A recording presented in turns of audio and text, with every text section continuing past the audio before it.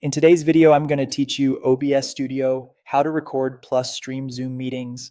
By the end, you'll have a clean recording of your Zoom call, complete with meeting audio, and if you want your own camera as a picture-in-picture.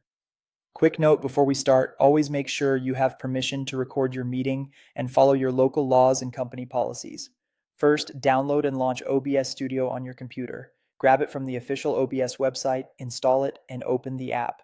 If you're asked about initial settings, the defaults are fine for most people, and you can change them later. Look at the audio mixer panel in OBS and make sure desktop audio is active. This is what captures the sound from your Zoom meeting, including other participants. You should see the meter move when audio plays on your computer. If it's silent, open Settings, go to Audio, and confirm the correct output device is selected for desktop audio. On some systems, you may need to choose your speakers or headphones explicitly. Next, under the Sources box, click the plus button to add what you want to capture. You have two great options here. Window capture will target just the Zoom meeting window, which keeps your recording clean and focused. Display capture will record your entire screen, which is handy if you plan to share slides or switch windows often. Choose the one that fits your workflow. If you pick window capture, select the Zoom meeting from the drop-down list so OBS is locked onto that window. If you're using display capture, choose the monitor you're presenting from. You can resize or crop the source in the preview to frame it neatly.